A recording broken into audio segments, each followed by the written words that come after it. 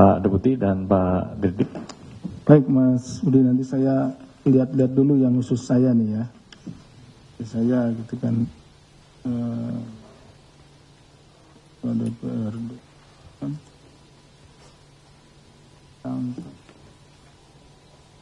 alih fungsi.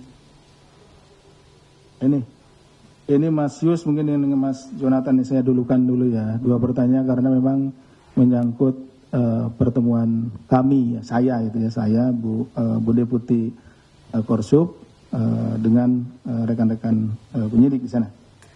Apakah akan dilakukan joint investigasi? Ini tadi kan gitu ya Mas, walaupun itu bukan pertanyaan titipan gitu ya. Hasil diskusi kami semalam itu karena memang mulai dari pengumpulan awal, penyelidikan sampai naik sidik itu dilakukan di sana gitu ya. Dan kami diminta ke sana itu dalam rangka koordinasi dan supervisi gitu ya. Itu jadi tentunya sesuai dengan permintaan kami ke sana ya. Permintaan yaitu menanyakan dari teman-teman penyidik ini menanyakan tadi bagaimana sih tata cara supervisi dan lain-lainnya seperti itu. Kita hanya menjelaskan seputar itu karena kami yakin juga terkait dengan kemampuan melakukan investigasi ya, penyidikan itu penegak hukum atau penyidik yang ada di Kortas maupun di Direktorat Kriminal Khusus itu juga memiliki kemampuan yang mumpuni gitu.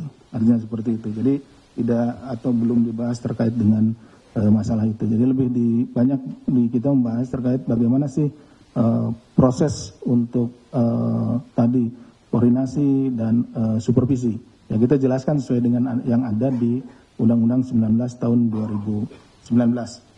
Kemudian dari Mas Jonathan, ini bisa nggak kalau misalkan sidiknya di tempat lain itu ya, kemudian penuntutannya di sini. Ini saya kasih contoh yang sudah jadi gitu, yang pernah dilakukan di sini. Ada perkara kalau salah pengadaan bibit bawang itu di Kabupaten Malaka, Provinsi Nusa Tenggara Timur ya. Nah karena penanganannya itu berlarut-larut di sana tidak selesai, dilakukanlah koordinasi. Jadi koordinasi itu nanti tim yang dari sini yang terdiri dari ada penyidik, ada penuntut umum ya, seperti itu di bawah koordinasi dari Kedeputian Korsub datang ke sana, menemui penyidiknya di sana, ditanya bagaimana perkaranya dan lain-lainnya. Kemudian datang juga ke penuntut umumnya. Jadi yang datangi itu kalau Polda ya ke Poldanya, ke Krimsusnya gitu ya. Kemudian ke Kejatinya. Kalau itu di Polres berarti ke Polresnya, penyidik Polres yang didatangi bagaimana sih proses penyidikannya sehingga berkasnya bolak-balik dan lain-lain. Nah, kemudian datang juga ke Kejaksaan Negerinya di sana. Ini kenapa? Apakah unsurnya belum terpenuhi? Nah, ada juga biasanya ini ahlinya kurang dan tidak ada di daerah situ gitu. Misalkan ahli yang agak khusus, misalkan konstruksi, tentang konstruksi apa gitu, harus dari Jakarta misalkan ahlinya itu.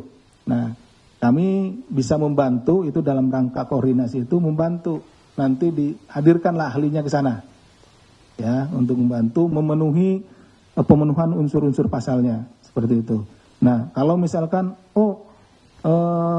ini masalahnya terkait dengan pembuktian tadi, misalkan ini buktinya harus dicek dulu nih asli apa enggak.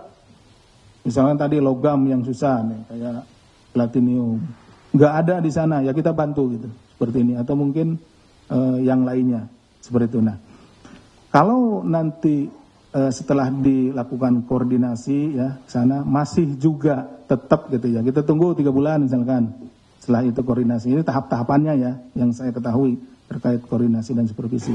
Kalau tetap masih belum jalan juga perkaranya gitu kan. Nah, kemudian wah ini susah nih kalau gini. Gitu kan, diputuskanlah sama teman-teman di Kedeputian Korsub ini susah. Karena mungkin ada suatu hal yang tidak bisa dijelaskan non teknis ya udah kita ambil alih. Nah seperti perkara pengadaan bawang itu, benih bawang di Malaka, diambil alihlah sama kita. Nah diambil alih di sini itu karena di sana sedang penyidikan, ya diambil alihnya di proses penyidikan di sini. Dilakukan penyidikan lagi di KPK gitu ya, dengan penyidik KPK. Jadi semua yang di sana berkas-berkas termasuk bukti-bukti yang sudah barang bukti yang sudah disita dilimpahkanlah ke penyidik KPK. Ada bukti pelimpahannya dan lain-lain, limpahkan semuanya. Di sini dibuat lagi sprindik yang ada di sini. Itu terbitkan lagi surat perintah penyidikan yang ada di kita, menyebutkan nama-nama penyidiknya yang ada di sini. Nanti teknis lebih jelasnya nanti Pak Dirdik bisa tambahkan. Nah, prosesnya ya kalau udah di sini ya seperti biasanya gitu, proses seperti itu. Nah, nanti rekan-rekan bisa cek, alhamdulillah untuk perkara yang itu udah selesai gitu ya. Nah, selesai, udah inkrah bahkan gitu ya, udah inkrah dan lain-lain. Jadi begitu prosesnya. Gitu. Jadi nggak bisa serta-merta, wah ini kayaknya nggak bakalan bener nih, enggak. Gitu. Jadi kita lihat dulu prosesnya seperti apa, kemudian juga dilihat kenyataannya gitu. Ya, apa nanti dikaitkan dengan amanat undang-undang atau norma-norma hukum yang ada di Undang-Undang 19 tahun 2019 sebagai acuan yang memberikan kewenangan kepada KPK. Demikian. Itu mungkin yang lain silakan Mas. Ya. Terima kasih Pak Deputi. Jadi saya menambahkan tadi dari Mas Wahyu untuk yang pertanyaan ideal atau enggak ada pejabat itu kita tidak komentari yang perkara lain ya kita. Kemudian yang Kuansing, memang betul ada penyitaan dari Ketua DPRD. Jadi saya tegaskan jumlah yang disita berdasarkan berita acara penyitaan tim yang di lapangan itu 12.000 SGD. Jadi memang ada perbedaan dengan yang keterangan-keterangan lain. Jadi ini masih ditelusuri terkait jumlah uangnya seperti apa. Karena dari bendahara, dari petani-petani SK, anggota koperasi juga masih ditelusuri terus kan. Jadi jumlahnya memang akan terus bertambah.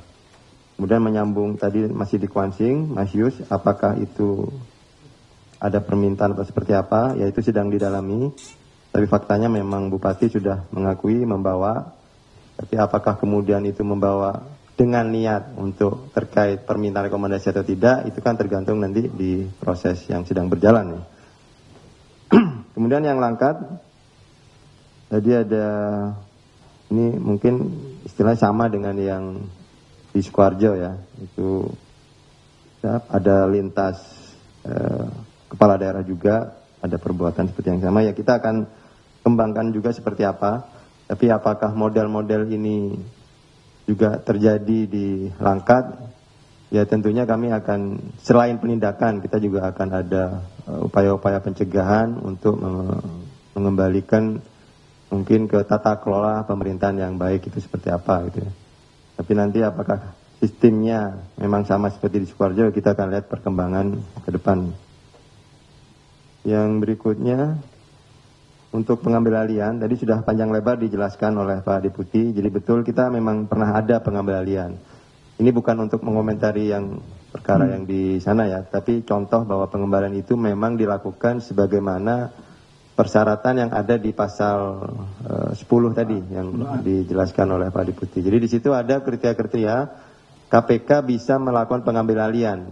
Jadi bukan hanya katanya atau asumsi-asumsi, padahal sebetulnya memang mereka bisa menjalankan itu. Jadi tidak bisa seperti itu. Jadi memang betul-betul itu kondisinya ya seperti yang diamanatkan undang-undang. Misalkan beberapa persyaratan itu ini tidak kunjung selesai, berlarut-larut. Jadi antara penyidik di kepolisian dan di kejaksaan di suatu tempat itu terjadi P19 terus. Nah seperti itu bisa Korsub masuk, itu pun tidak langsung diambil alih. Jadi ada prosesnya tadi yang disampaikan Pak Deputi, kita supervisi dulu, mungkin masing-masing melakukan gelar, baik gelar oleh di penyidik maupun gelar oleh tim JPO, ini seperti apa petunjuk-petunjuknya gitu. Jadi ada persyaratan-persyaratan memang yang kemudian diputuskan KPK bisa melakukan pengambilalian. Teknis seperti apa tadi sudah disampaikan oleh Pak Deputi dan kita sudah ada pengalaman melakukan itu. Oke, seperti itu. Terima kasih. Baik, terima kasih Pak Deputi, Pak Direktur. Jadi nanti teman-teman bisa membuka kembali